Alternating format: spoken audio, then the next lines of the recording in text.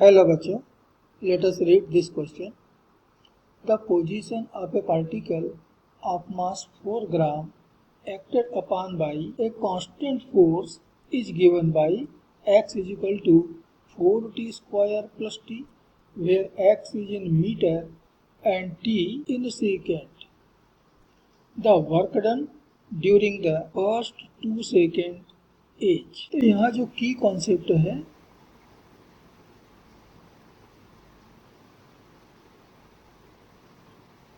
वह है work done by a constant force. यहाँ क्वेश्चन में हमको कुछ डेटा दिए हुए हैं गिवन। पहला दिया मास ऑफ द पार्टिकल,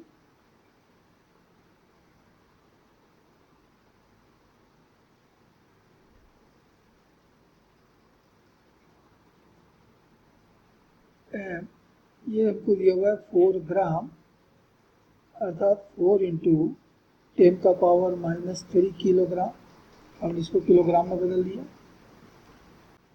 और दूसरा दिया है पोजीशन ऑफ द पार्टिकल,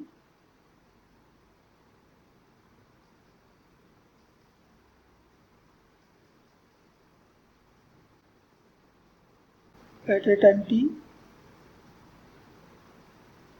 किसी भी टाइम टी पर उसकी पोजीशन हमको दिया हुआ है x is equal to 4t square. तो हमारे पार्टिकल की जो पोजीशन है वो टाइम पर डिपेंड करता है, अर्थात यह एक टाइम का फंक्शन है।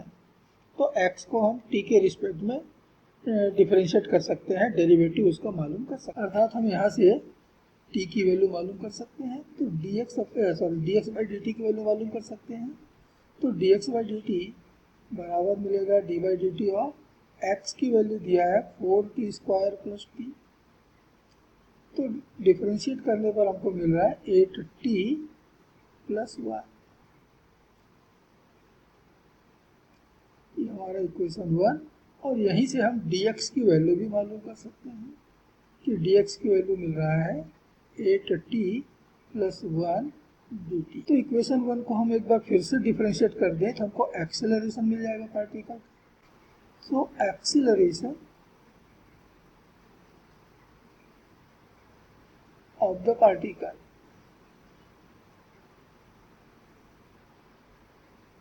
ए बराबर होता है D square X upon D T square, अर्थात D by D T of D X by D T. तो D by D T of D X by D T की वैल्यू मिला है इक्वेशन 1 8t प्लस 1। तो acceleration हमको मिल गया 8 metre पर second. तो since work done by a force W ये बराबर दिया जाता है integration of F D x. अब न्यूटन सेकेंड लॉ हमको मालूम है कि फोर्स बराबर होता है मास इनटू एक्सीलरेशन। यहाँ पर मास m की वैल्यू ये हमको मिला 4 इंटू 10 का पावर -3। एक्सीलरेशन a की वैल्यू ये हमको मिला है 8 और dx की वैल्यू ये हमको मिला है 8t प्लस 1 dt। ये सब यहाँ पर रख देते हैं। और अब टाइम के रिस्पेक्ट में इंटीग्रेशन हो रहा है तो यहाँ पर हमको लिमिट दिया है 0 से 2 सेकेंड के बीच में वर्क कैलकुलेट करना है। तो 32 इंटू 10 का पावर -3 ये तो कांस्टेंट है, बाहर कर दिया।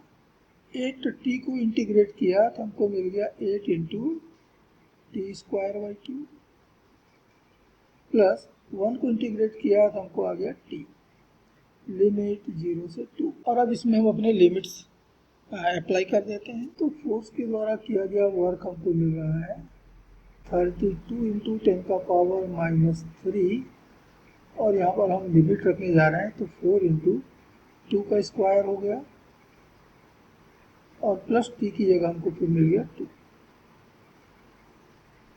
सो 32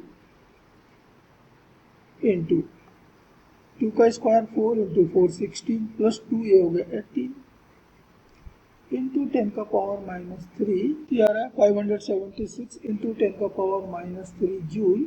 और जैसे हमको मालूम है कि 10 का पावर माइनस 3 को हम कहते हैं मिली, तो हो जाएगा 576 milli joule and it is, और इसलिए ऑप्शन सी हमारा इस क्वेश्चन के लिए करेक्ट ऑप्शन होगा and this is final answer of this question.